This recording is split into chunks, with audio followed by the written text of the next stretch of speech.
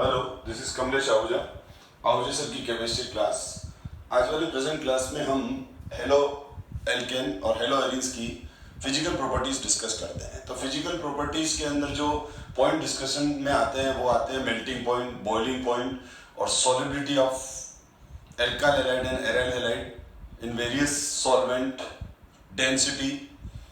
और ये physical properties जो है ये सारी कॉमन है किसी भी कोई भी फंक्शनल ग्रुप हो, चाहे वो एल्कोहल हो, एल्डिहाइड हो, कार्बोक्सिलिक एसिड हो, अमीन्स हो, हाइड्रोकार्बन हो। तो फिजिकल प्रॉपर्टीज के अंदर जो पॉइंट डिस्कस होते हैं वो melting point, boiling point, solubility और डेंसिटी होते हैं। मेनली ये पॉइंट डिस्कस होते हैं और ये सारे के सारे पॉइंट एक तो इंटरमोलिकुलर फोर्सेस पे डिपेंड करते हैं कि कोई भी जो ऑर्गेनिक मॉलिक्यूल्स हैं, अगर उन ऑर्गेनिक मॉलिक्यूल्स के बीच में इंटरमोलिकुलर फोर्सेस जितने ज़्यादा होंगे उनके बॉइलिंग पॉइंट उतने ज़्यादा बढ़ जाएंगे, मेल्टिंग पॉइंट ज़्यादा बढ़ जाएंगे। और इंटरमोलिकुलर फोर्सेस से बहुत हद तक सॉलिबिलिटी भी एक्सप्लेन होती है, लेकिन सॉलिबिलिटी के अंदर ऑर्गेनिक मॉलिक्यूल की पोलरिटी भी डिसाइड करती है कि वो किस तरह के सॉल्वेंट में डिसॉल्व होगा। तो कुल मिलाकर ये है कि जब भी फिजिकल प्रॉपर्टीज का डिस्कशन होगा तो हमको बेसिक जो पॉइंट्स हैं उनका हमारे को कंसेप्ट क्लियर होना चाहिए। फिजिकल प्रॉपर्टी के जो बेसिक पॉइंट्स हैं वो है van der Waals forces, intermolecular forces, intermolecular hydrogen bonding. Alkyl halide तो intermolecular hydrogen bonding, alkyl halide में तो इंटरमोलिकुलर हाइड्रोजन बॉन्डिंग होती नहीं है, तो इंटरमोलिकुलर हाइड्रोजन बॉन्डिंग का डिस्कशन तो अभी इस फिजिकल प्रॉपर्टीज में नहीं आएगा, लेकिन वैन डर वाल्स फोर्सेस का आएगा, डायपोल मूवमेंट का आएगा, क्योंकि डायपोल मूवमेंट से ही हम उसकी पोलरिटी डिसाइड करते हैं। तो सबसे पहले हम देखते हैं कि जो वैन डर वाल्स फोर्सेस होते हैं जिनको हम इंटरमोलिकुलर फोर्सेस कहते हैं बेटा। तो वैन डर वाल्स फोर्सेस तो एल्काइल हैलाइड्स में basically van der Waals forces होते हैं। ये van der Waals forces VWF, van der Waals forces दो पॉइंट पे डिपेंड करते हैं। एक तो ये डायरेक्टली प्रोपोर्शनल होते हैं मोलिकुलर मासेस के, तो आज हम इसी में डिस्कस करेंगे। और आपने इंटरमोलिकुलर फोर्सेस 11th क्लास के 5th चैप्टर में फर्स्ट 3 और 4 पेजेस पर इंटरमोलिकुलर फोर्सेस को डिस्कस किया हुआ है। उन्हीं पॉइंट्स को हम यूज करते हुए और फिजिकल प्रॉपर्टीज डिस्कस करेंगे। तो वैन डर वाल्स फोर्सेस जो है डायरेक्टली प्रोपोर्शनल तो होते हैं मोलिकुलर मासेस, और दूसरा होता है डायरेक्टली प्रोपोर्शनल होता है सरफेस, दूसरा होता है directly proportional to surface area. तो इन दो पॉइंट, ये दो इंपॉर्टेंट पॉइंट रहेंगे इस चैप्टर में। और दूसरा और डायपोल मोमेंट। अच्छा, दूसरा अगर हम एल्काइल हैलाइड में CX बॉन्ड की बात करूं मैं, तो CX बॉन्ड जो यहाँ पर X है, X क्या है, फ्लोरीन, क्लोरीन, ब्रोमीन, आयोडीन। तो फ्लोरीन, क्लोरीन, ब्रोमीन, आयोडीन का जो इलेक्ट्रोनेगेटिविटी है वो कार्बन से तो काफी ज्यादा है। तो क्या होता है, जो ये हेलोजन है, ये हेलोजन इस बॉन्ड पेयर को अपनी तरफ खींचता है, तो हेलोजन का इलेक्ट्रोनेगेटिविटी ज़्यादा है। और हेलोजन का जब इलेक्ट्रोनेगेटिविटी ज़्यादा है तो हेलोजन क्या करेगा, कार्बन और हेलोजन के बीच का ये जो बॉन्ड है वो हेलोजन की तरफ पार्शियली शिफ्ट हो जाएगा और हेलोजन पे पार्शियल नेगेटिव और कार्बन पे पार्शियल पॉजिटिव चार्ज आ जाएगा। इसी तरह से अगर मैं इसको, तो यहाँ पर ये जो बना, ये इसको क्या बोलेंगे, डायपोल। तो ये एक डिफरेंट मॉलिक्यूल है और ये एक डिफरेंट मॉलिक्यूल है। यहाँ वैलेंसीज और कुछ भी हो सकती है। अब यहाँ पर क्या हो जाएगा, यहाँ पर ये खींच लेगा, ये पार्शियल नेगेटिव और ये पार्शियल पॉजिटिव चार्जेस। तो अब क्या हुआ बेटा, यहाँ पर ये जो आया it is called dipole, it is called dipole और polarity, it is called polarity. और ये क्या बन गया है, इसमें डायपोल बन गया है बेटा। क्या बन गया है, डायपोल। और इस बॉन्ड को हम क्या बोलेंगे, polar covalent bond. This bond is called polar covalent bond. तो इसमें ये डायपोल है बेटा, ठीक है। तो इन दोनों में डायपोल्स आ गया। अब हमारे पास कोई भी हेलोजन एल्काइल हैलाइड है, तो एल्काइल हैलाइड का जो कार्बन क्लोरीन बॉन्ड है वो पोलर कोवेलेंट बॉन्ड है। हेलोजन का इलेक्ट्रोनेगेटिविटी ज्यादा होने की वजह से कार्बन हेलोजन बॉन्ड पर डायपोल क्रिएट होगा, मतलब कार्बन पर पार्शियल पॉजिटिव और हेलोजन पर पार्शियल नेगेटिव हो जाएगा। और यहां पर ये जो,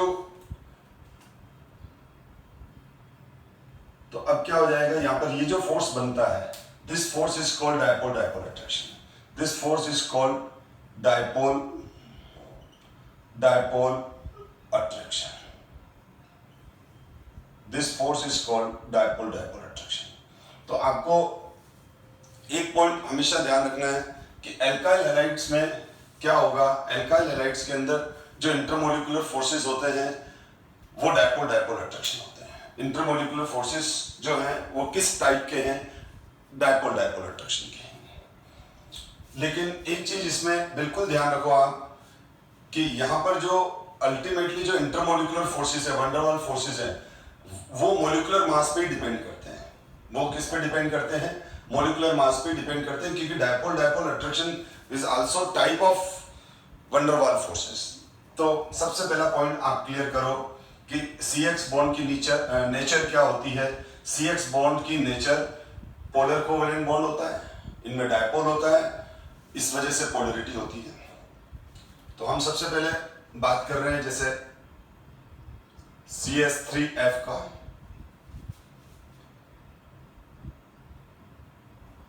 फ्लोरोमीथेन, क्लोरोमीथेन, ब्रोमोमीथेन, आयोडोमीथेन। अब हम, और अगर हम इसको जनरल फॉर्मूले में लिख दें तो RF, RCl,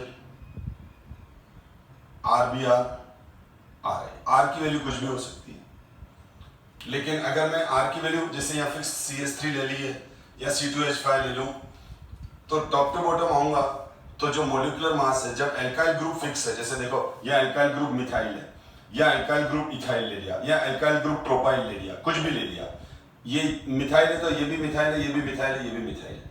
अगर ये इथाइल है तो इथाइल है, इथाइल है, इथाइल है, प्रोपाइल है तो प्रोपाइल है, प्रोपाइल है, प्रोपाइल है। तो अब जो एल्काइल हैलाइड का जो मोलिकुलर मास है वो किस पे डिपेंड करेगा, फ्लोरीन, क्लोरीन, ब्रोमीन, आयोडीन पे। फ्लोरीन का एटॉमिक मास 19 है, क्लोरीन का 35.5 है, ब्रोमीन का एटॉमिक मास 80 है और आयोडीन का एटॉमिक मास 127 है। तो इसका मतलब क्या हुआ, सबसे ज्यादा हैवी कौन हुआ, आयोडाइड। तो जब हम किसी भी ग्रुप में जब टॉप टू बॉटम, सॉरी हम जब यहाँ टॉप टू बॉटम आ रहे हैं, RF, RCl, RBr, RI, इस एग्जाम्पल में, तो मैं फर्स्ट पॉइंट ये लिखूंगा, इनके मोलिकुलर मासेस इंक्रीज हो रहे हैं। और जब मोलिकुलर मासेस इंक्रीज हो रहे हैं तो ये हमेशा ध्यान रखो, एल्काइल हैलाइड में ये वाला फंड, ये दोनों पॉइंट ज्यादा, सबसे ज्यादा काम ये दोनों पॉइंट ही आने वाले हैं फिजिकल प्रॉपर्टी को डिस्कस करते वक्त, ठीक है।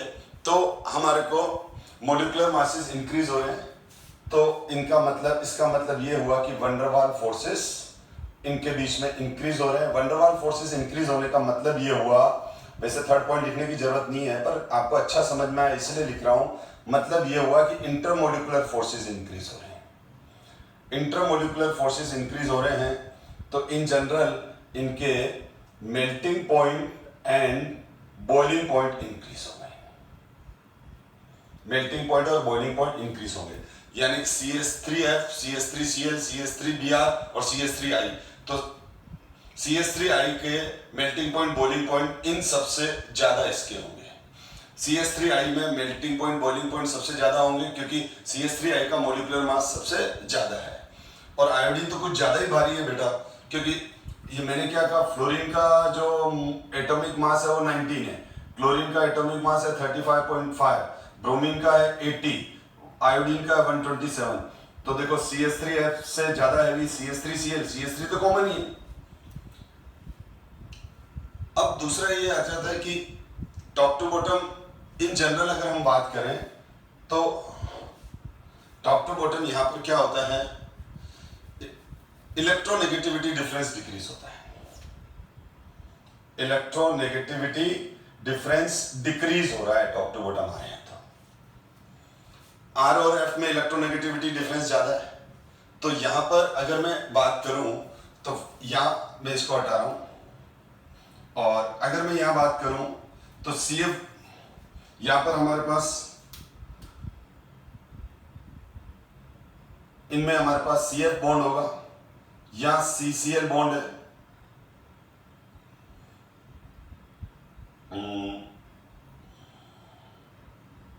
या CBr बॉन्ड है और या CI बॉन्ड है।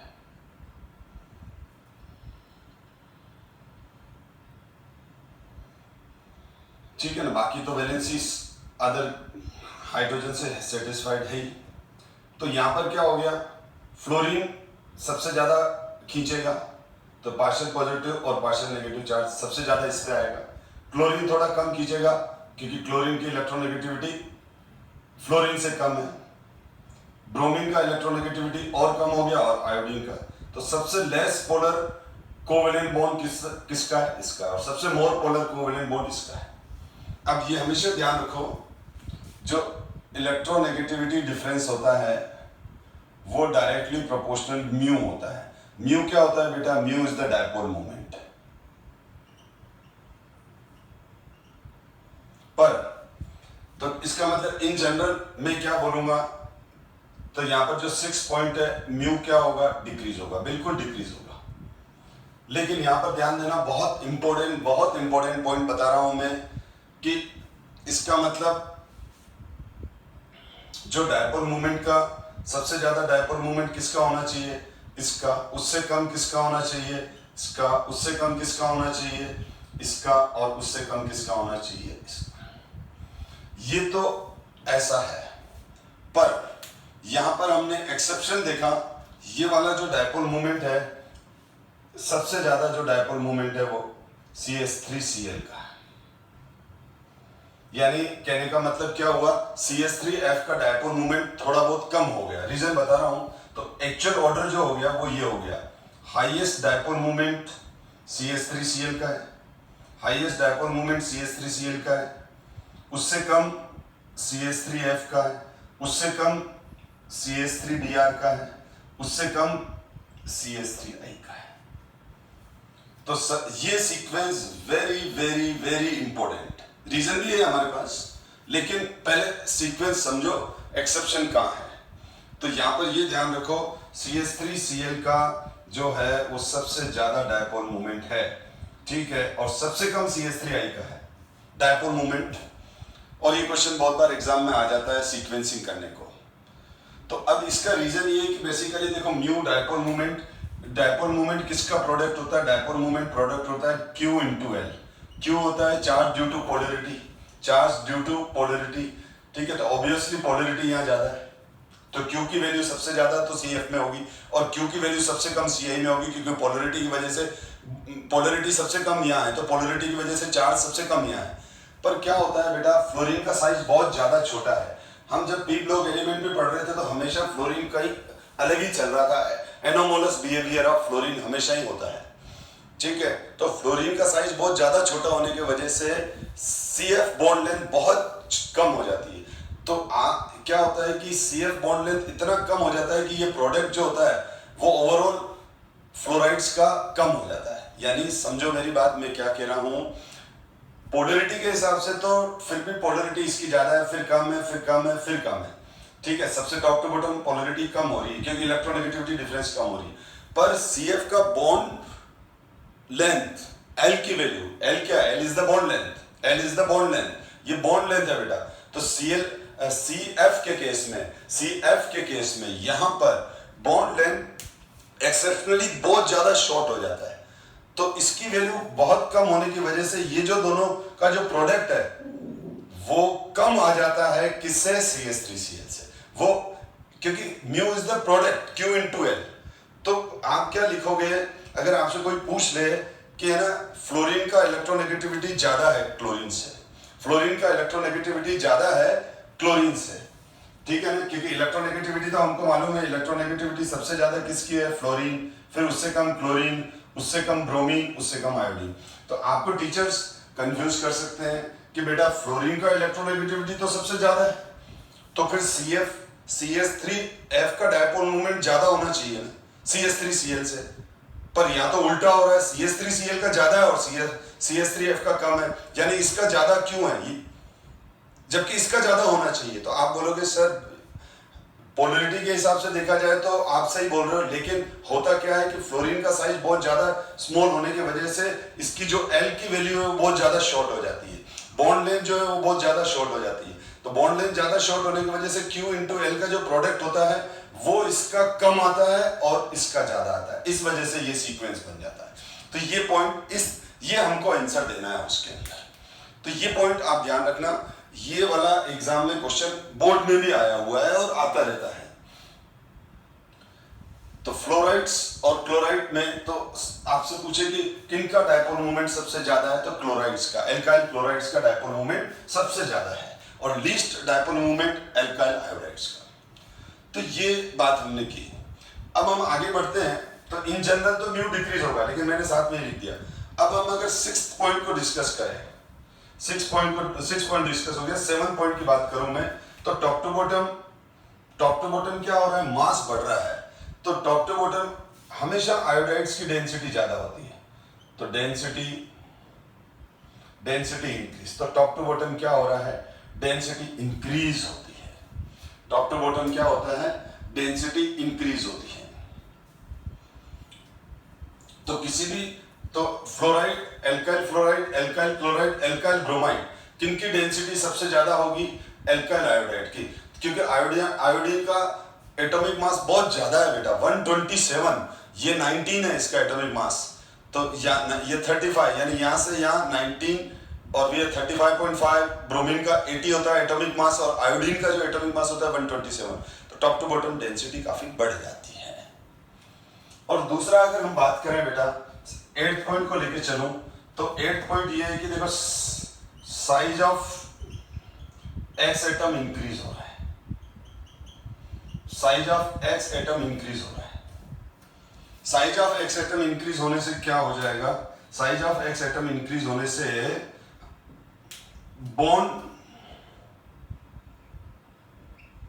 बॉन्ड लेंथ इंक्रीज हो जाएगी। अब आप देखो इस तरह से हमने पी ब्लॉक में भी खूब पढ़ा, बॉन्ड लेंथ इंक्रीज हो जाएगी। बॉन्ड लेंथ इंक्रीज हो जाएगी तो बॉन्ड डिसोसिएशन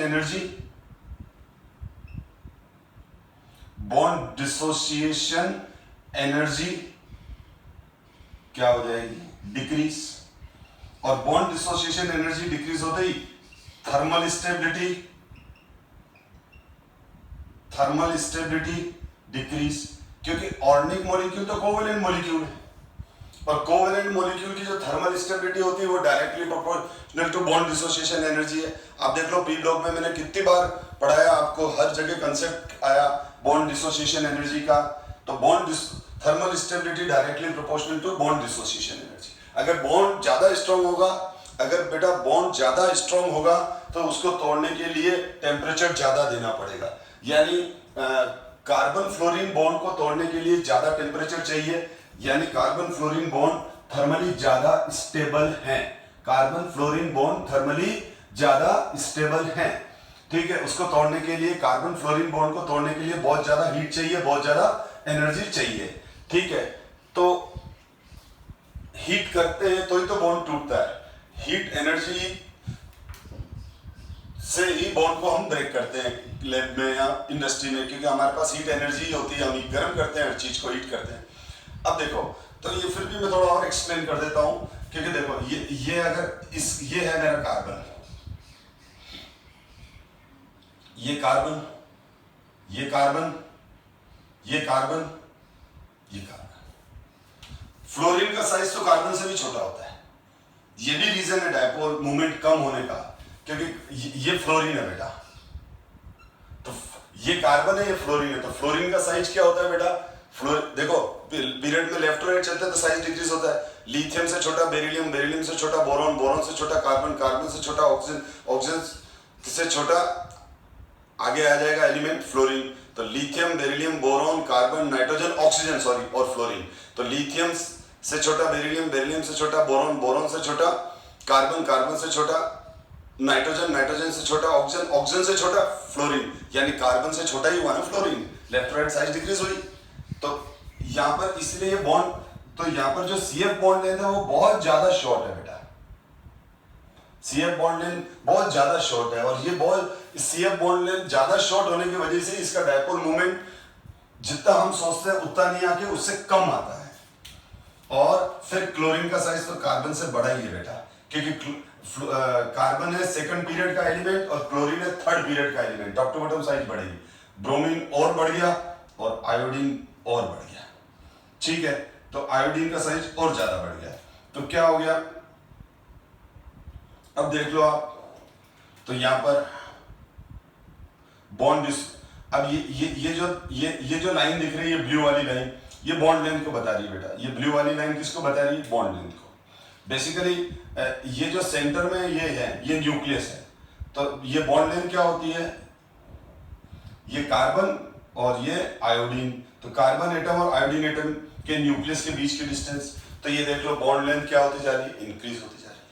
तो यहां पर CF बॉन्ड लेंथ क्या है, कम है, ठीक है। CF बॉन्ड लेंथ क्या है बेटा, CF बॉन्ड लेंथ कम है। Cl बॉन्ड लेंथ और बढ़ गई, CBr बॉन्ड लेंथ और बढ़ गई और Ci बॉन्ड लेंथ और बढ़ गई। तो सबसे बड़ा बॉन्ड किसका है, सबसे बड़ा बॉन्ड किसका है, सबसे बड़ा बॉन्ड Ci का है। अब होता क्या है, ये बॉन्ड लेंथ सबसे शॉर्टर है, फिर बढ़ गई, फिर बढ़ गई, फिर बढ़ गई, ठीक है। तो ये बॉन्ड लेंथ, तो और फिर मैंने आपको हमेशा कहा है कि आयोडीन एटम साइज बड़ा है, भारी भरकम है।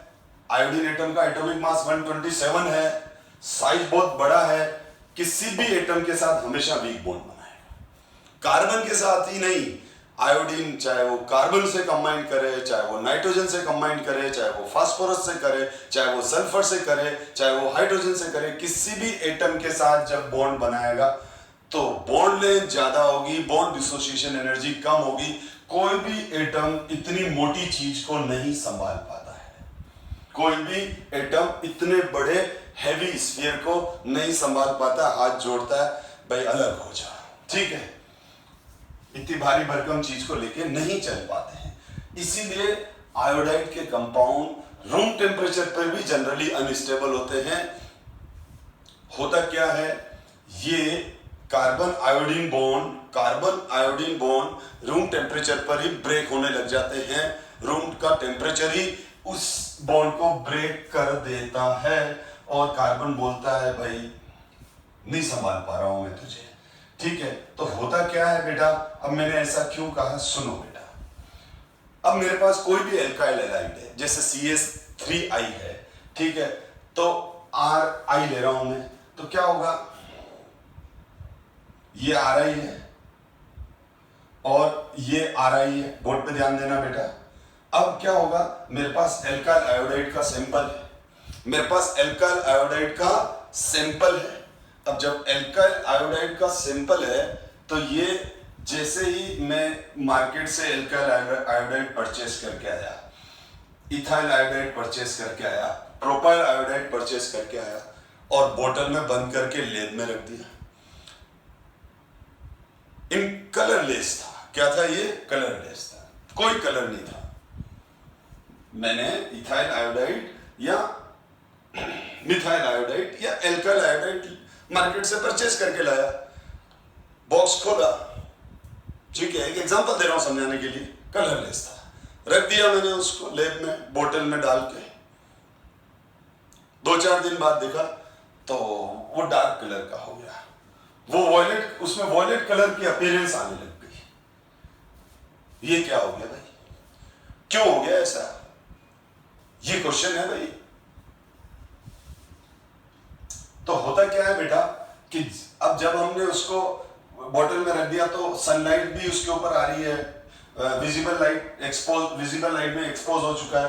तो क्या होता है, ये वाले जो बॉन्ड है ये बॉन्ड ब्रेक होने लग जाते हैं। जब ये बॉन्ड ब्रेक हो जाते हैं तो ये बॉन्ड ब्रेक हुआ, ये बॉन्ड ब्रेक हुआ, तो दोनों RR फ्री हो गए, दोनों II फ्री हो गए। R ने R को देखा, कंबाइन करके ये बन गया, हायर एल्केन बन गए। और I ने I को देखा, किसने देखा, I ने I को देखा और आयोडीन ने आयोडीन को देखा, तो I ने I को देखा, दोनों फ्री हैं, दोनों एटॉमिक फॉर्म में, तो कंबाइन करके I2 बन गया। तो क्या होता है, धीरे धीरे जो हमारा एल्काइल आयोडाइड का सैंपल होता है वो स्लो रेट के साथ एटमॉस्फेयर में किस में कन्वर्ट होता जाता है, इसमें कन्वर्ट होता जाता है। यानी मेरे पास जो सैंपल था एल्काइल आयोडाइड का, ठीक है, तो एल्काइल आयोडाइड में सपोज करो, एक जस्ट एग्जांपल है, सपोज करो मैंने पहले दिन उसके अंदर 1 लाख Ri के मॉलिक्यूल रख दिए। अब 1 लाख में से पता चला 5000 या 6000 एल्काइल आयोडाइड डिसोसिएट हो गए और इसमें कन्वर्ट हो गए। तो धीरे धीरे क्या होता जाएगा, धीरे धीरे एल्काइल आयोडाइड सनलाइट के अंदर जब पड़ा है, ठीक है, तो क्या होता है, ये वाला बॉन्ड वीक होने की वजह से सनलाइट से ही ये बॉन्ड ब्रेक होता है, अभी मैंने बताया, और ये ब्रेक होता जाता है तो दोनों एल्काइल ग्रुप फ्री हो गए। अब क्या हो जाएगा, दोनों एल्काइल ग्रुप फ्री हो गए, दोनों आयोडीन फ्री हो गए, दोनों एल्काइल ग्रुप कंबाइन करके RR बना देंगे और दोनों आयोडीन आपस में कंबाइन करके I2 बना देंगे। और I2 का कलर क्या होता है, आयोडीन का कलर वॉयलेट होता है। कौन सा होता है आयोडीन का कलर, वॉयलेट। तो आयोडीन का वॉयलेट कलर होता है, तो वो धीरे धीरे वो सिंबल डार्क होने लग जाता है। अब यही situation more and less alkyl bromide के साथ भी आती है। यही सिचुएशन किसके साथ भी आती है, क्योंकि एल्काइल ब्रोमाइड में भी ब्रोमीन का साइज बड़ा है, फिर भी ब्रोमीन का कंपाउंड आयोडाइड से ज्यादा स्टेबल है। यानी अगर हम इस पे देखें तो ये सबसे ज्यादा स्टेबल है, इसके ऊपर रूम टेम्परेचर का और जनरल टेम्परेचर का कोई फर्क नहीं पड़ेगा, एग्जिस्ट कर जाएगा। एल्काइल क्लोराइड एग्जिस्ट, तो एल्काइल ब्रोमाइड और एल्काइल आयोडाइड ज्यादा अनस्टेबल है इन दोनों के कंपेयर, और इन दोनों में तो सबसे लीस्ट स्टेबल यानी हाईएस्ट अनस्टेबल है एल्काइल आयोडाइड, ठीक है। RBR भी धीरे धीरे है, हाँ, इसके कंपैरिजन में और ज्यादा स्लो, ये भी धीरे धीरे इसी तरह से कन्वर्ट होता है, क्योंकि Br ब्रोमीन का भी मास ज्यादा है और साइज बड़ा है। तो कार्बन ब्रोमीन बॉन्ड भी क्या होता है, कार्बन ब्रोमीन बॉन्ड भी बेसिकली वीक ही होता है। आप थोड़ा सा अल्काइल ब्रोमाइड क्लोज कंटेनर में लेके हीट करो, ठीक है, रेडिश ब्राउन कलर का हो जाएगा, क्योंकि Br2 का कलर रेडिश ब्राउन होता है, तो रेडिश ब्राउन कलर अपीयर होने लग जाएगा। तो क्या होता है एल्काइल, इसीलिए हम क्या बोलते हैं, एल्काइल आयोडाइड और एल्काइल ब्रोमाइड को जब हम एटमॉस्फेयर में ओपन सिस्टम में लैब में रखते हैं तो वो धीरे धीरे डार्क कलर के होने लग जाते हैं। इसमें वॉयलेट कलर आने लग जाता है, क्योंकि I2 का कलर वॉयलेट होता है, और इसमें ये थोड़ा सा रेडिश ब्राउन होने लग जाता है, क्योंकि Br2 का कलर रेडिश ब्राउन होता है। तो इसका मतलब अगर मैंने इसको क्लोज कंटेनर में 15-20 मिनट तक हीट किया तो सारा का सारा एल्काइल आयोडाइड इसमें कन्वर्ट हो जाएगा, एल्काइल आयोडाइड सारा खत्म हो जाएगा, ठीक है। तो इसीलिए ये भी बुक का ही क्वेश्चन है बेटा कि एल्काइल ब्रोमाइड्स और एल्काइल आयोडाइड्स को लॉन्ग टाइम तक रख देते हैं हम लैब में, तो उनमें कलर क्यों आ जाता है, तो ये लिखना जो अभी मैंने बताया कि उनकी बॉन्ड डिसोसिएशन एनर्जी कम है, इस वजह से वो सराउंडिंग के टेम्परेचर से और लाइट में जब वो लगातार एक्सपोज होता है तो कार्बन ब्रोमीन या कार्बन आयोडीन बॉन्ड ब्रेक होते रहते हैं, और इस वजह से अंदर I2 और Br2 बनता है, जो अभी अपन ने डिस्कस किया। तो ये सारी फिजिकल प्रॉपर्टीज हैं जो अपन ने डिस्कस किया, अभी तो और भी बाकी है बेटा, डिस्कस कर ही रहे हैं हम उसको। तो बेसिक चीजें यही है। अब पहले हम देख लें हमने जो पढ़ लिया है, तो ये देखो, pure alkyl halide are colourless, however in presence of sunlight bromides and iodides become coloured. अब देखो ये सारी चीज मैं कोई अपनी तरफ से नहीं नहीं लिखता हूं, मैं सीधा कॉपी पेस्ट करता हूं बुक से ही, बोर्ड बुक में ही है ये सब कुछ, एनसीईआरटी में। हाँ, melting point and boiling point. तो मेल्टिंग पॉइंट बॉइलिंग पॉइंट अभी मैंने डिस्कस किया। Chloride bromide and iodide have higher boiling point than hydrocarbon comparable molecular masses, ठीक है। तो हम इसको डिस्कस कर ही लेते हैं। ये क्या कह रहा है, ये बेटा इस पॉइंट में ये कह रहा है जो अभी लिखा हुआ है कि ये जो अभी नेक्स्ट स्लाइड इसलिए मैंने चेंज कर दी क्योंकि मैंने अभी एक्सप्लेन की नहीं है, मैं एक्सप्लेन कर देता हूं कि ये बोल रहे हैं कि जो एल्काइल हैलाइड्स हैं, ठीक है ना, एल्काइल हैलाइड्स का जो मेल्टिंग पॉइंट और बॉइलिंग पॉइंट है वो उनके कोरोस्पोंडिंग हाइड्रोकार्बन से ज्यादा है। तो पहले कोरोस्पोंडिंग हाइड्रोकार्बन का मतलब समझो, यानी वो बोल रहे हैं कि ये बोल रहे हैं कि जो मेल्टिंग पॉइंट और बॉइलिंग पॉइंट जो हैं किसके, एल्काइल हैलाइड के, ठीक है ना। तो वो एल्केन के कंपैरिजन में ये एल्केन है, तो एल्केन से ज्यादा है किसके, एल्काइल हैलाइड के, हाइड्रोकार्बन से ज्यादा है, कोई भी कोरोस्पोंडिंग हाइड्रोकार्बन, चाहे वो सेचुरेटेड हो चाहे वो अनसेचुरेटेड हो। जैसे कोरोस्पोंडिंग का मतलब क्या हो जाएगा, मेल्टिंग पॉइंट बॉइलिंग पॉइंट की बात कर रहा हूं। तो उसका रीजन है कि इंटरमोलिकुलर फोर्सेस ज्यादा होते हैं एल्काइल हैलाइड्स में। यानी ये कह रहा है जैसे मीथेन की बात करूं, ठीक है, अब मैं मीथेन की बात कर रहा हूं तो ये CH4, तो CH4 का जो मेल्टिंग पॉइंट बॉइलिंग पॉइंट है उससे ज्यादा हो जाएगा melting point boiling point CH3X का। मीथेन और क्लोरोमीथेन, हेलोमीथेन, X है हेलो, ठीक, या ये ले लिया अपन ने CH3 इथेन, तो इथेन से ज्यादा है इसका इथाइल क्लोराइड का, यानी इथाइल, यहां हेलो X ले रहा हूं, X, ठीक है, कॉमन ले रहा हूं मैं। तो या फिर अगर क्लोरीन ले रहे हो तो कोई बात नहीं, क्लोरीन ले लो, Br है तो Br हो जाएगा यहां पर, यानी X की वैल्यू कुछ भी हो सकती है मेरे कहने का मतलब। यानी क्लोरोमीथेन और मीथेन, तो क्लोरोमीथेन के मेल्टिंग पॉइंट बॉइलिंग पॉइंट ज्यादा है, क्लोरोइथेन और इथेन, तो इथेन से ज्यादा है क्लोरोइथेन, तो ये एक दूसरे के कोरोस्पोंडिंग हुए, यानी ये भी 1 कार्बन वाला एल्काइल हैलाइड, 1 कार्बन वाला हाइड्रोकार्बन, 2 कार्बन वाला एल्काइल हैलाइड, 2 कार्बन वाला हाइड्रोकार्बन। इसी तरह से अगर मैं बात करूं प्रोपेन, तो प्रोपेन से ज्यादा हो जाएगा melting point boiling point chloropropane का या हेलोप्रोपेन का। तो उसका रीजन अभी मैंने बता दिया कि ये क्या है, बेसिकली ऐसा क्यों होता है। ऐसा इसीलिए होता है क्योंकि ये जो हाइड्रोकार्बन्स हैं, ये तो हो गए हाइड्रोकार्बन हमारे, ये हो गए हाइड्रोकार्बन, तो हाइड्रोकार्बन और ये हो गए हेलो, ये हो गए हमारे हेलो एल्केन। तो हाइड्रोकार्बन में तो वीक फोर्सेस होते हैं जिनको बोलते हैं लंदन फोर्सेस।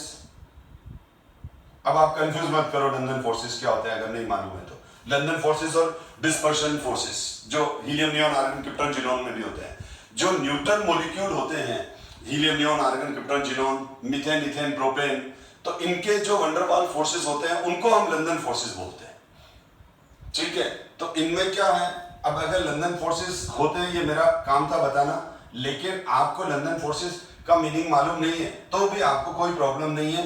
यहां लिखो आप less intermolecular forces, less intermolecular forces है, वीक इंटरमोलिकुलर फोर्सेस है।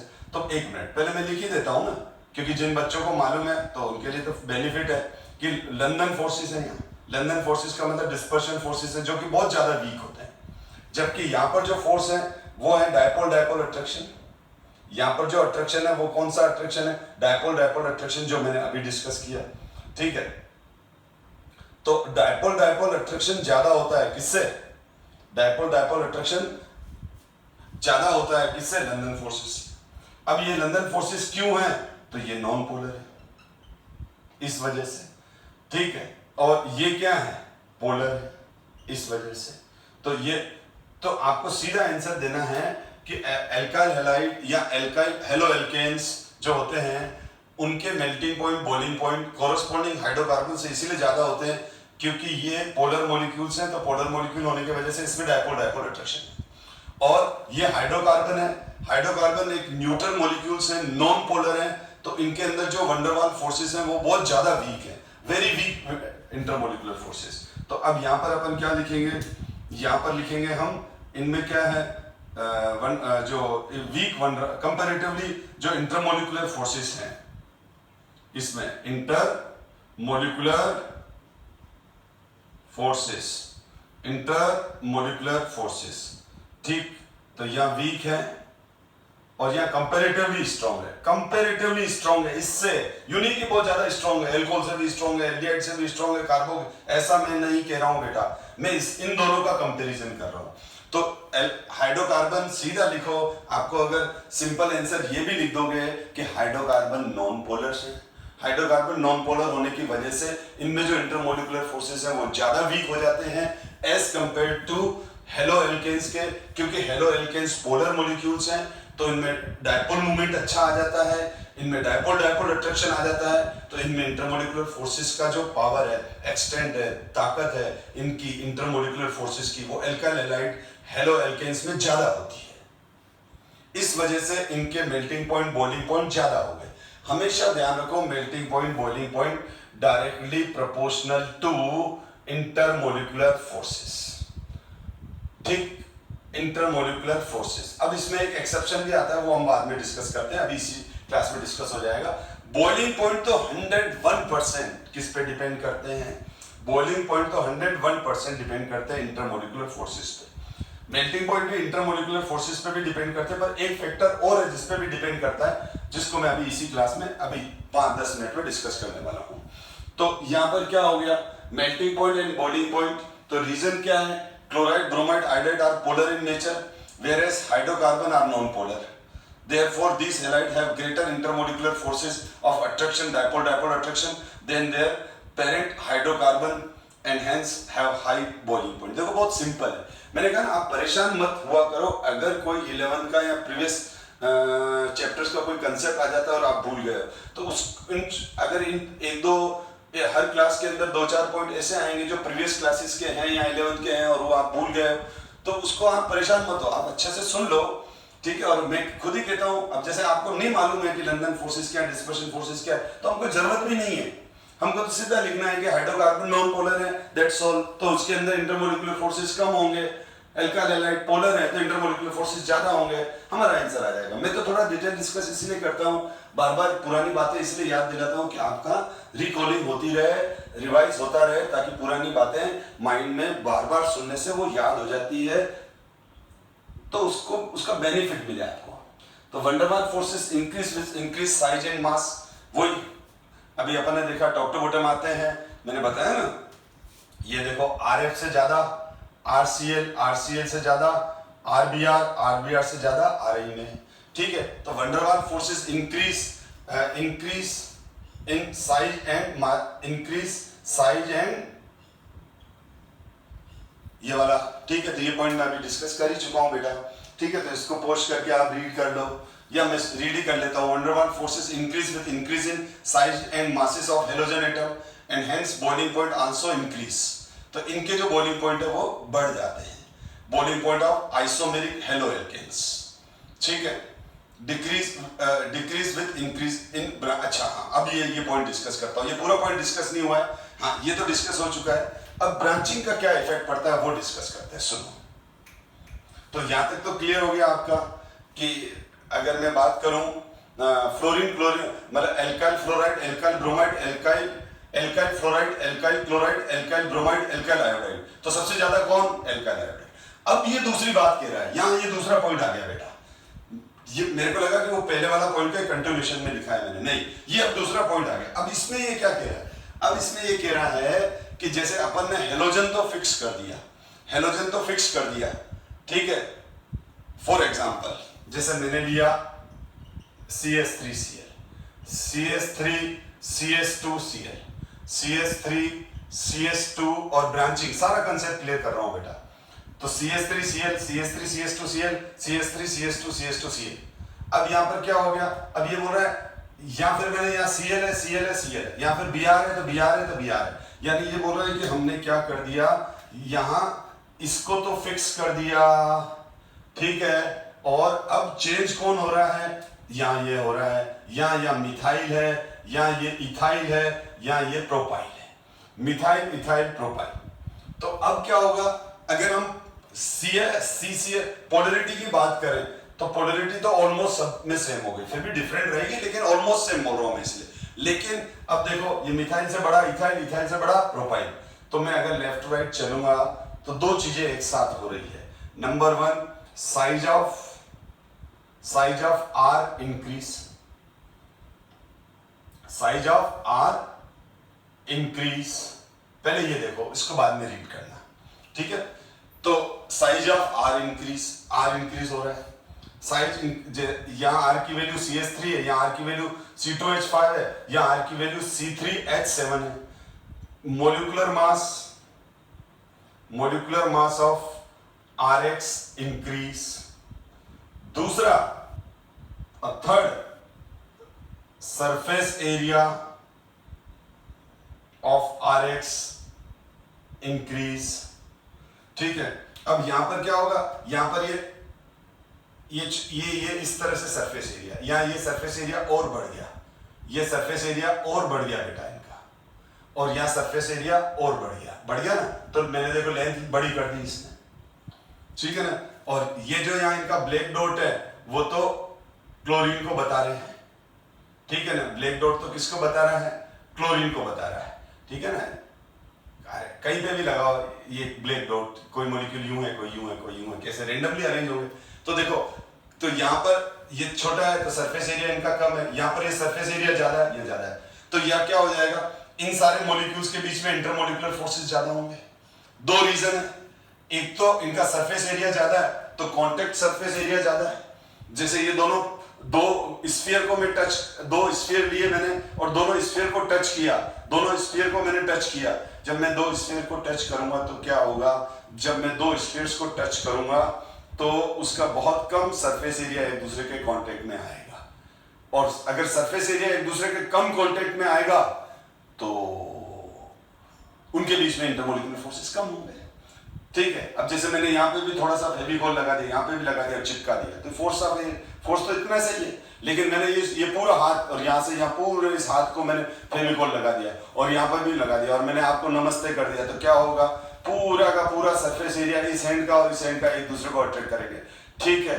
तो मैं नमस्ते स्टाइल में रह जाऊंगा, यानी कहने का मतलब ये हुआ कि अब ये दोनों हाथ एक दूसरे को स्ट्रांगली अट्रैक्ट कर रहे हैं, क्योंकि दोनों का मोर सरफेस एरिया एक दूसरे से चिपका हुआ है, ठीक है। तो यहां पर वो ये मोर सरफेस एरिया एक दूसरे से चिपका हुआ है, ठीक है, मोर सरफेस एरिया एक दूसरे से चिपका हुआ है, इसीलिए यहाँ इंटरमॉलिक्यूलर फोर्सेस बढ़ गए।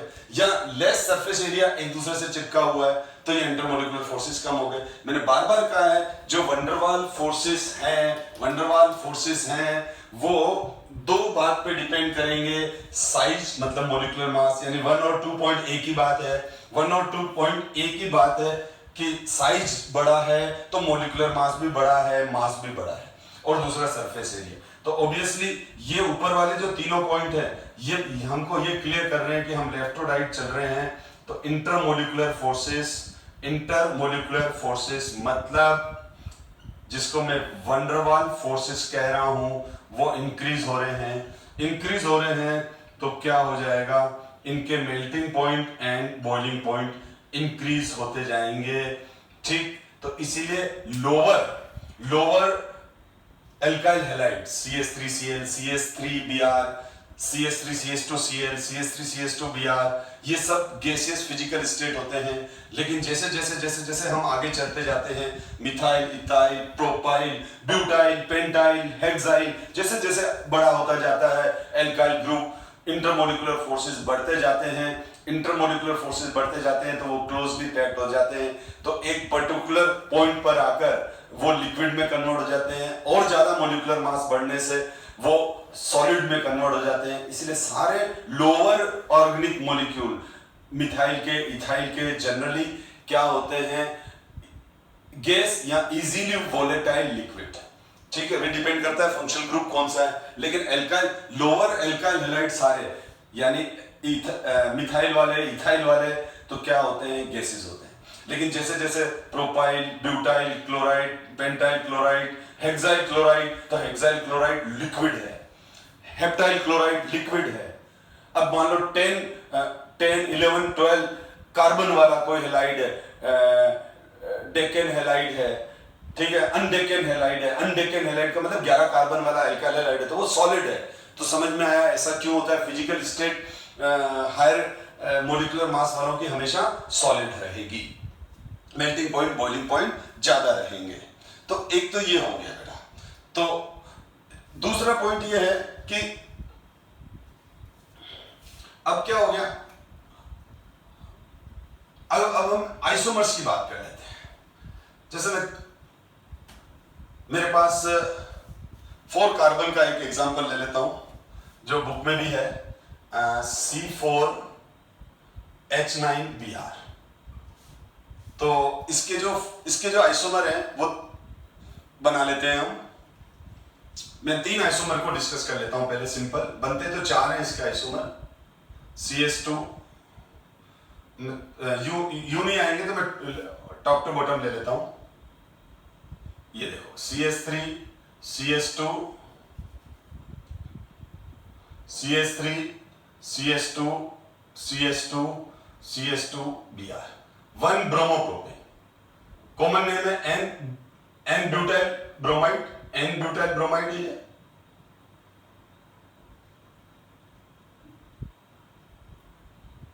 और फिर मैं दूसरा ले रहा हूं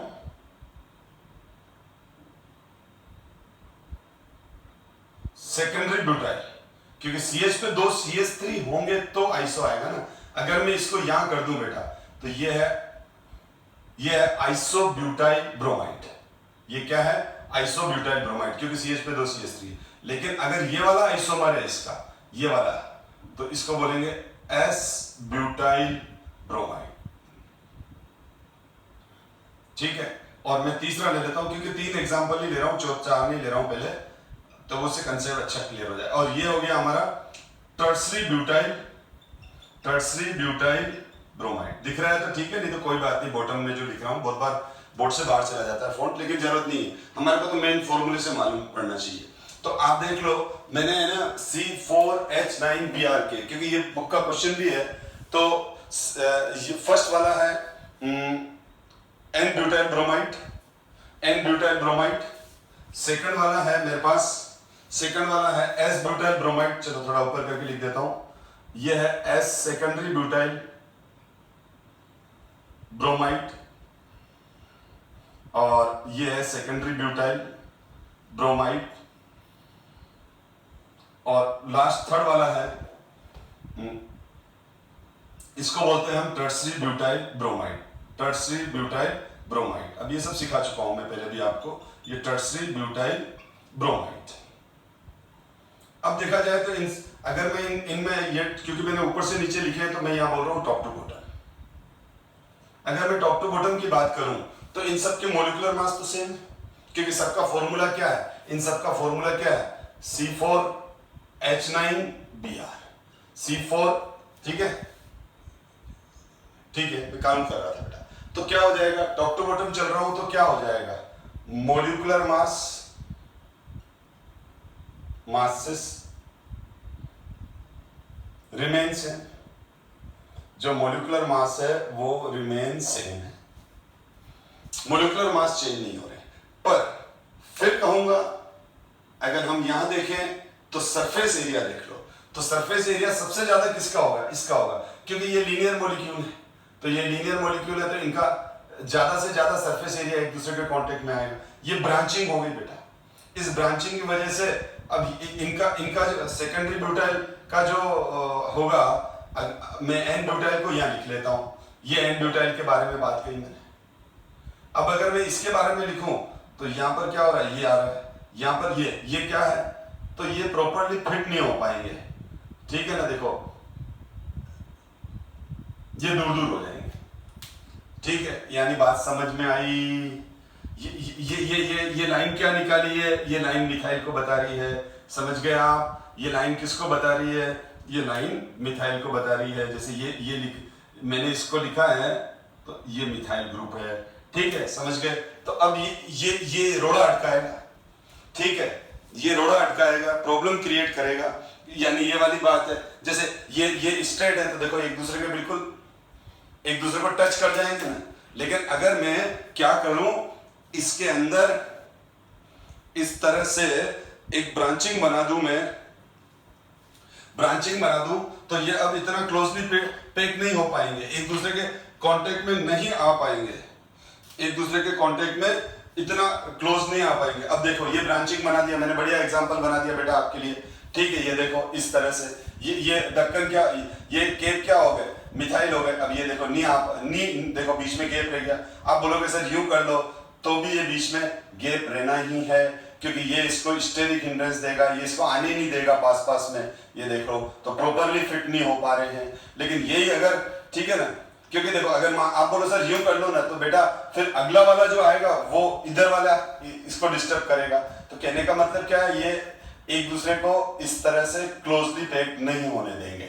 अगर दोनों हटा दो आप, ठीक है, तो ये दोनों हटा दो तो ये क्लोजली पैक्ड हो जाएंगे। तो यहाँ पर क्या हो गया, ये आने की वजह से इनके बीच में डिस्टेंस ज्यादा रह जाएगी, तो इसकी डेंसिटी भी कम, सॉरी इसकी डेंसिटी भी ज्यादा रहेगी क्योंकि ये क्लोजली पैक्ड हो गए, तो ये कम वॉल्यूम में पैक हो गए। ज्यादा सरफेस एरिया एक दूसरे के कांटेक्ट में आ रहा है या कम सरफेस एरिया एक दूसरे के कांटेक्ट में आ रहा है, तो यहां पर क्या हो गया, अल्टीमेटली ये हो गया बेटा। अच्छा, अगर मैं इसकी बात करूं तो यहां तो और भारी परेशानी है, ठीक है, यहां तो दो दो केप लग रही है, यानी यहां पर तो ये वाली चीज है, यहां पर यूं भी है और ये यूं है, ये इस तरह का मॉलिक्यूल, तो ये सेट इनकी सेटिंग होने में बड़ी प्रॉब्लम आएगी। ये तो और ज्यादा, तो यहाँ ब्रांचिंग एक है तो यहाँ ब्रांचिंग दो है, तो ब्रांचिंग जितनी ज्यादा बढ़ेगी बेटा वो क्लोजली पैक्ड नहीं हो पाएंगे। नंबर वन, ब्रांचिंग जितनी बढ़ेगी तो इनका कॉन्टेक्ट सरफेस एरिया कम हो जाएगा, यानी यहाँ इनका कॉन्टेक्ट सरफेस एरिया ज्यादा है या और कम हो गया, या कॉन्टेक्ट सरफेस एरिया और कम हो गया, तो मेरी टोटल डॉक्टर बॉटम क्या हो जाएगा, कॉन्टेक्ट सरफेस एरिया डिक्रीज। और मैंने क्या बोला था, van der Waal forces directly proportional to molecular mass and surface area. तो यहां है ना, मॉलिक्यूलर मास तो सेम है लेकिन कॉन्टेक्ट सरफेस एरिया सबके अलग अलग है। इसके सैंपल में इनके कॉन्टेक्ट सरफेस एरिया आपस में ज्यादा होंगे, इनके और कम हो गए, इनके और कम हो, तो जितनी ज्यादा ब्रांचिंग होगी कॉन्टेक्ट सरफेस एरिया उतने कम हो जाएगी। जैसे यहाँ एक ब्रांचिंग है, एक मिथाइल है या दो मिथाइल है, ठीक है ना, तो कॉन्टेक्ट सरफेस एरिया डिक्रीज, तो क्या हो जाएगा, van der Waal forces that is intermolecular forces decrease, तो क्या हो जाएगा, melting point and boiling point will decrease. तो सेम मॉलिक्यूलर मास, ये आइसोमर्स है, तो ये आइसोमर्स है, इस वजह से तो इसका मेल्टिंग पॉइंट बॉइलिंग पॉइंट ज्यादा होगा। तो अब है ना, आपको कोई भी एग्जांपल आए तो आप बता सकते हो। तो ये देखो क्या लिखा है, van der Waal forces increase with increase in size and mass of halogen atom, हम डिस्कस कर चुके हैं, and hence boiling point and also increase, melting point और बॉइलिंग पॉइंट बढ़ जाएंगे, ठीक है। Boiling point of isomeric haloalkanes, ये रहे आइसोमेरिक हेलोएल्केन्स, ये रहे आइसोमेरिक हेलोएल्केन्स है, तो सबका मॉलिक्यूलर मास सेम है। ये ब्यूटेन C4H9 के आइसोमर्स हैं तीनों, ठीक है। तो boiling point of isomeric alkenes decrease, ठीक है ना, boiling point of isomeric haloalkanes, haloalkanes बेटा ये पूरा एक ही वर्ड है, ठीक है ना। तो boiling point of isomeric haloalkanes ये रहे, डिक्रीज विद इंक्रीज ब्रांचिंग, समझ में आ गया। तो ये वाला लाइन भी अब आपको समझ में आ गया कि ये क्या कह रहा है। तो इस तरह से अब आपको ये क्लियर हो गया कि है ना, जैसे जैसे सरफेस एरिया ब्रांचिंग बढ़ेगी तो surface area, contact surface area कम होगा, और कॉन्टेक्ट सरफेस एरिया कम होगा तो इनके बॉइलिंग पॉइंट, मेल्टिंग पॉइंट कम होते जाएंगे, क्योंकि प्रॉपरली न तो पैक हो पाएंगे और न ही प्रॉपर एक दूसरे को अट्रैक्ट करेंगे। मैंने अभी अभी आपसे एक बात कही थी कि मेल्टिंग पॉइंट पर एक और इफेक्ट है, वो देखो क्या है, वो नेक्स्ट स्लाइड में वही कंसेप्ट लिखा हुआ है। क्या होता है कि देखो, मेल्टिंग पॉइंट और बॉइलिंग पॉइंट दोनों ही इंटरमोलिकुलर फोर्सेस पे डिपेंड करते हैं, यस करते हैं, लेकिन जो बॉइलिंग पॉइंट है हमारा, जो हमारा बॉइलिंग पॉइंट है बेटा, वो जो बॉइलिंग पॉइंट है बेटा, वो तो केवल इंटरमोलिकुलर फोर्सेस पे डिपेंड करता है। बॉइलिंग पॉइंट तो केवल किस पे डिपेंड करता है, बॉइलिंग पॉइंट तो केवल इंटरमोलिकुलर फोर्सेस पे डिपेंड करता है, ठीक है। लेकिन मेल्टिंग पॉइंट इंटरमोलिकुलर फोर्सेस पे तो डिपेंड करता ही है, लेकिन उसके साथ साथ समझना, उसके साथ साथ वो जो मॉलिक्यूल है वो सॉलिड स्टेट में कितना क्लोजली पैक्ड है, तो सिमेट्री होना जरूरी है। जैसे अभी आपने देखा था ना, इनके ये जो था, ये जो मैंने लिया था एन ब्यूटाइल ब्रोमाइड 1, इसका और इस तरह के मॉलिक्यूल्स का किसकी क्लोजली, कौन ज्यादा क्लोजली पैक्ड होगा, ऑब्वियसली ऊपर वाला, क्योंकि ये इसकी ब्रांचिंग इनको क्लोजली पैक्ड नहीं होने देगी, इनकी ब्रांचिंग इनको प्रॉब्लम क्रिएट करेगी। ये जो सब्स्टिट्यूट ग्रुप है, ये मिथाइल एल्काइल ग्रुप जो है, ये इनको पास में आके अच्छे से फिट होने से रोकेंगे। तो हमेशा ध्यान रखो, ये सिमेट्रिकल हो गया तो ये अनसिमेट्रिकल हो गया, तो क्या हो जाएगा, मेल्टिंग पॉइंट एक दूसरे पॉइंट पर भी डिपेंड करते हैं, वही समझा रहा हूं, अभी समझ में आ जाएगी बात। मेल्टिंग पॉइंट एक दूसरे पॉइंट पर भी डिपेंड करते हैं। ये फिर माइंड में सेट कर लो, boiling point is always directly proportional to intermolecular forces, correct. Melting point is directly proportional to intermolecular forces, partially correct. Boiling point directly proportional to intermolecular forces, always correct. Melting point is directly proportional to intermolecular forces, partially correct. इसीलिए बोला मैंने इसके लिए कि इसमें कुछ exception आ जाते हैं, ठीक है, तो उनका ध्यान रखना है. क्योंकि अगर मॉलिक्यूल क्लोजली पैक्ड नहीं हो पाया है, क्योंकि मेल्टिंग पॉइंट क्या है, सॉलिड से लिक्विड में कन्वर्ट होना. मेल्टिंग पॉइंट क्या है, सॉलिड से लिक्विड में कन्वर्ट होना. सॉलिड लिक्विड में जा रहा है, सॉलिड लिक्विड में जा रहा है, तो सॉलिड अगर क्लोजली पैक्ड है तो उसको लिक्विड में मुश्किल से जाएगा, हाई टेम्परेचर देना पड़ेगा. तो मेल्टिंग पॉइंट एक दूसरे फैक्टर पे भी डिपेंड करता है. मेल्टिंग पॉइंट इंटरमोलिकुलर फोर्सेस के साथ साथ एक दूसरे पॉइंट पर भी डिपेंड करता है, और वो पॉइंट है how they closely packed. How they closely packed, जितना ज्यादा वो क्लोजली पैक्ड होंगे उनका मेल्टिंग पॉइंट उतना ज्यादा हो जाएगा. फिर इंटरमोलिकुलर फोर्सेस थोड़े से सेकेंडरी हो जाते हैं. एक एग्जांपल से समझा रहा हूं. जैसे हमारे पास ये है, हमारे पास क्या है, 3 मॉलिक्यूल है. ये 3 मॉलिक्यूल से बेटा ध्यान दो. डाइक्लोरो, एराइल डाइहैलाइड्स 3 है. फर्स्ट वाला है ऑर्थो मेटा पेरा dichlorobenzene. Ortho dichlorobenzene, ortho dichlorobenzene, Meta dichlorobenzene and पेरा डाइक्लोरोबेंजीन. तो इसमें देखो 2 डाइपोल हैं. इसमें कितने डाइपोल हैं, 2. ये रहा μ1 और μ2. यहां पर भी 2 डाइपोल हैं, μ1 और μ2, क्योंकि 2 कार्बन क्लोरीन बॉन्ड है. यहां पर भी हमारे पास 2 डाइपोल है, μ1 एंड μ2. और डाइपोल क्या होता है बेटा, डाइपोल वेक्टर क्वांटिटी होती है. डाइपोल क्या होता है, डाइपोल वेक्टर क्वांटिटी होती है बेटा. डाइपोल वेक्टर क्वांटिटी होती है.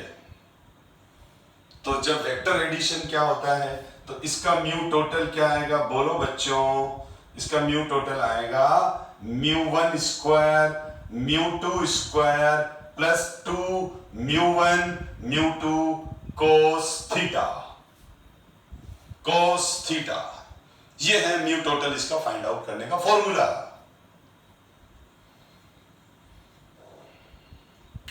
तो ध्यान दो, थीटा क्या है, या थीटा की वैल्यू कितनी है, 60 डिग्री. या थीटा की वैल्यू कितनी है, 120 डिग्री. या थीटा की वैल्यू कितनी है, 180 डिग्री. और cos 180 -1 होता है. तो अगर आप या थीटा की वैल्यू से निकालोगे, मैं फिर कह रहा हूं बायो के बच्चे मत परेशान हो. वैसे भी फिजिक्स में आपने 11 के अंदर ही वेक्टर एडिशन पढ़ रखा है, तो मैं बहुत बार थोड़ा ज्यादा डिटेल चला जाता हूं. ठीक, तो ध्यान दो बेटा. अब क्या हुआ, अगर हम ये वाली वैल्यू डालेंगे तो यहां पर ये फिक्स हो जाएगा कि लेफ्ट राइट चलेंगे तो dipole moment mu value decrease होगी. ठीक, और थीटा वैल्यू क्या हो रही है, थीटा वैल्यू 2 डाइपोल्स के बीच में जो थीटा वैल्यू है वो इंक्रीज हो रही है. ठीक है, तो आप तो ये रख लो mu inversely proportional to theta. ठीक है, इस केस में. लेकिन यहां पर क्या हो जाता है, तो इसका मतलब पोलरिटी डिक्रीज. Polarity decrease. अगर मैं डायपोल मोमेंट की बात करूं तो जो डायपोल मोमेंट है वो सबसे ज्यादा ऑर्थो का है. ठीक है, तो म्यू टोटल ऑर्थो का सबसे ज्यादा है. ठीक है, उससे कम म्यू टोटल मेटा का है. और उससे कम म्यू टोटल पेरा का है, और म्यू टोटल जो पेरा का है उसकी वैल्यू 0 आएगी। यानी कहने का मतलब ये हुआ कि इन दोनों का म्यू का वैल्यू कुछ तो है, लेकिन इसकी तो 0 हो गई। और दिख ही रहा है, अगर मैं पी ब्लॉक में बात करूं, मैंने केमिकल बॉन्डिंग की बात करूं, तो मैंने बार बार कहा है कि जो सिमेट्रिकल मॉलिक्यूल्स हैं उनका डायपोल मोमेंट 0 होता है। बहुत अच्छी ट्रिक भी बता रखी है। तो ये वाला सिमेट्रिकल मॉलिक्यूल है तो इसका डायपोल मोमेंट 0 हो गया। तो मैं क्या कहूंगा, ये दोनों तो पोलर मॉलिक्यूल्स हैं क्योंकि इनका डायपोल मोमेंट कुछ तो है, ठीक है, ये पोलर है। और पेरा वाले का डायपोल मोमेंट क्या है, इसका डायपोल मोमेंट 0 है, इसीलिए पेरा नॉन पोलर है। पेरा नॉन पोलर है, पेरा नॉन पोलर है। अब मेरा क्वेश्चन ये है कि इन सब में बॉइलिंग पॉइंट सबसे कम किसका होगा, इसका, नॉन पोलर का। हमेशा ध्यान रखो, नॉन पोलर मॉलिक्यूल का डायपोल मोमेंट 0 आ गया तो मतलब ये नॉन पोलर हो गया। और नॉन पोलर मॉलिक्यूल में इंटरमोलिकुलर फोर्सेस कम होते हैं, सबसे कम। तो अगर मैं इन दोनों की बात करूं तो इन दोनों में इंटरमोलिकुलर फोर्सेस ज्यादा हैं, इसमें इंटरमोलिकुलर फोर्सेस कम हैं। क्योंकि ये पोलर है तो पोलर में मोर इंटरमोलिकुलर फोर्सेस, मोर इंटरमोलिकुलर फोर्सेस।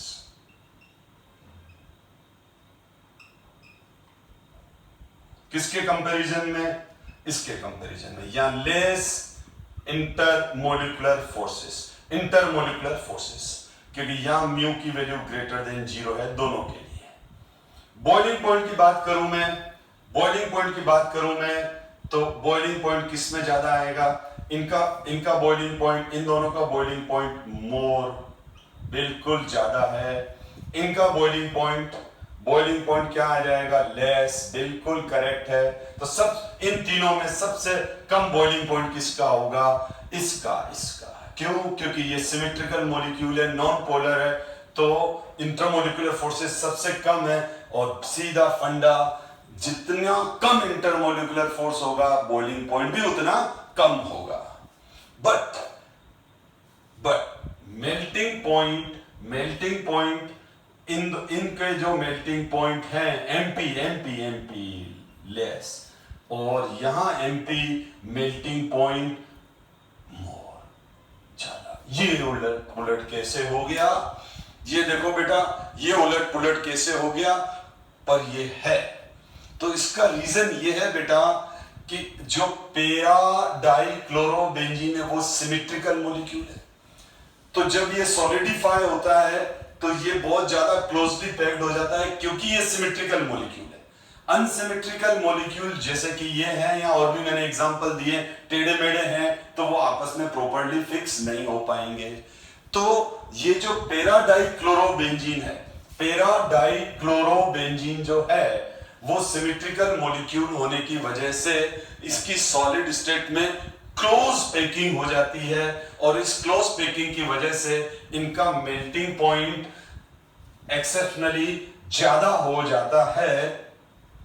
ये क्वेश्चन बहुत बार एग्जाम में आया है, ठीक है, ये क्वेश्चन बहुत बार एग्जाम में आया है कि पेरा डाइक्लोरोबेंजीन का डायपोल मोमेंट 0 है, उसमें इंटरमोलिकुलर फोर्सेस कम है, उसका बॉइलिंग पॉइंट कम है, फिर मेल्टिंग पॉइंट ज्यादा क्यों है, तो due to symmetry.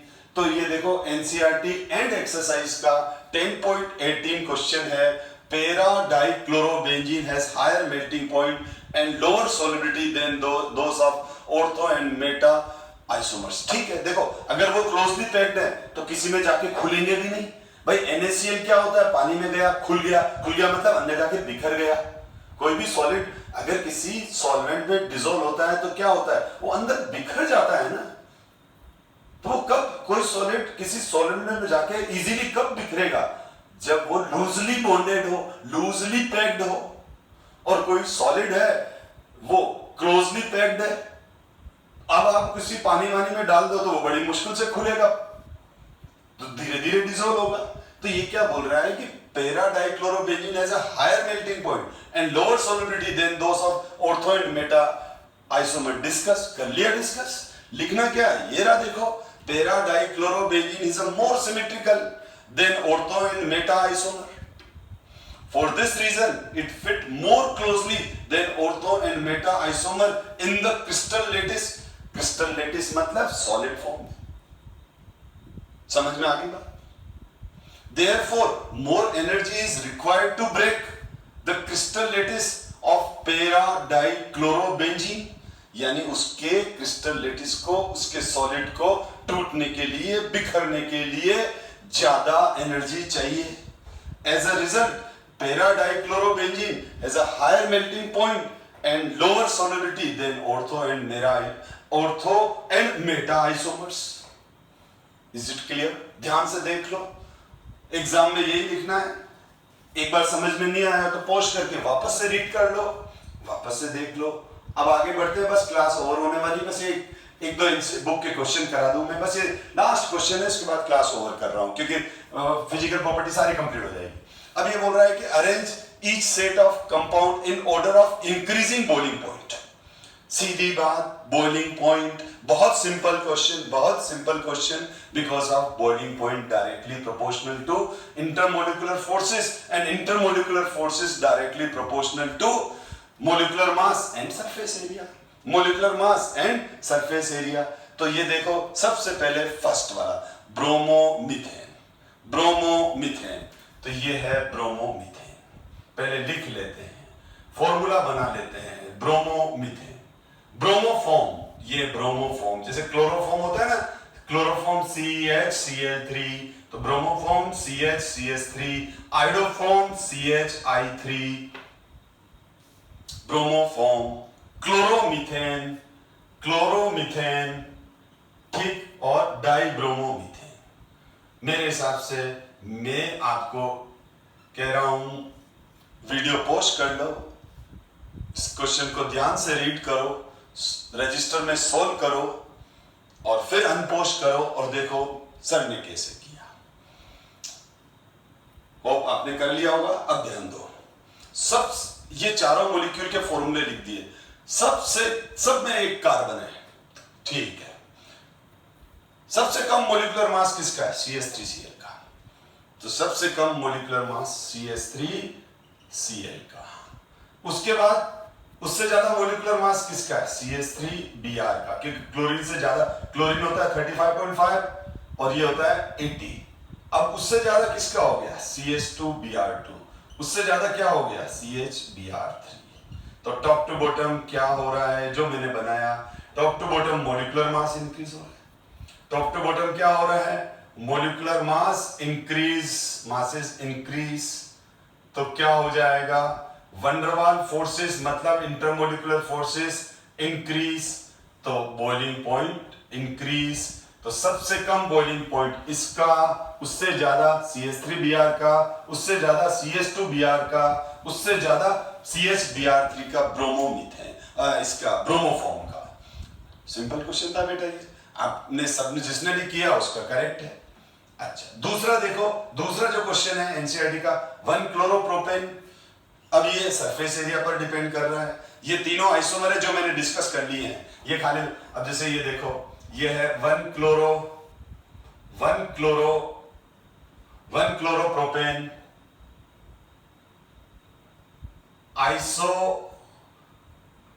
Isopropyl chloride, ये N प्रोपाइल क्लोराइड या 1 प्रोपेन, 1 क्लोरोप्रोपेन, ये आइसोप्रोपेन, और ये 1 क्लोरोब्यूटेन, 1 क्लोरोब्यूटेन. तो बिल्कुल सिंपल है बेटा. सबसे ज्यादा, अब आप खुद ही बताओ, ये खुद कर सकते हो, कर लो बेटा, मेरे से हेल्प लेने की जरूरत ही नहीं है. इसका मतलब सबसे ऊपर तो मैं लिख देता हूं, ये CH3, CH2, CH2, CH2, Cl. तो ये वाला हो गया मेरा 1 क्लोरोब्यूटेन, 1 क्लोरोब्यूटेन, और ये हो गया 1 क्लोरोप्रोपेन, ये हो गया आइसोप्रोपाइल क्लोराइड. ठीक, तो ऑब्वियसली सबसे ज्यादा मॉलिक्यूलर मास किसका है? इसका है. सबसे ज्यादा सरफेस एरिया किसका है? इसका है. तो top to bottom boiling point decrease मुझे कहाँ डिस्कस करने की जरूरत है, इसका मॉलिक्यूलर मास ज्यादा है इन दोनों से, क्योंकि ये दोनों तो आइसोमर हैं, ये दोनों तो आइसोमर हैं, इनका फॉर्मूला क्या हो गया C3H7Cl। अब इन दोनों इसका मॉलिक्यूलर मास सबसे ज्यादा है तो इसमें इसका मॉलिक्यूलर मास भी ज्यादा है, लीनियर मॉलिक्यूल है तो सरफेस एरिया भी ज्यादा है, तो इंटरमॉलिक्यूलर फोर्सेस सबसे ज्यादा इसके, तो बॉइलिंग पॉइंट सबसे ज्यादा इसका। अब इन दोनों में देखो तो दोनों का मॉलिक्यूलर मास सेम, लेकिन ये लीनियर मॉलिक्यूल है, ब्रांच नहीं है, तो सरफेस एरिया ज्यादा तो इंटरमॉलिक्यूलर फोर्सेस ज्यादा, ब्रांचिंग आते ही सरफेस एरिया कम हो गया, इंटरमॉलिक्यूलर फोर्सेस कम हो गए। तो ये वाले क्वेश्चन अब आप इस तरह के सारे क्वेश्चंस खुद भी कर सकते हैं, कुछ बुक्स के अंदर क्वेश्चंस हैं, आप खुद भी ट्राई करो। और ये देखो मैंने इनका एग्जाम में आंसर क्या लिखना है ये मैंने लिख दिया है, आप इसको पोस्ट करके रीड कर लेना, ठीक है। जो मैंने एक्सप्लेन किया वो ये पोस्ट कर लेना, रीड कर लेना, नोट्स बना लेना, ये भी यही है जो मैंने पढ़ाया है, वो सब मैंने थोड़ा सा लैंग्वेज फॉर्म में लिख दिया है शॉर्ट में, ताकि टू द पॉइंट एग्जाम में आंसर लिख सकें, ठीक है। तो अब हम नेक्स्ट क्लास में आगे डिस्कस करेंगे chemical properties of alkyl halide. Thank you so much my dear student.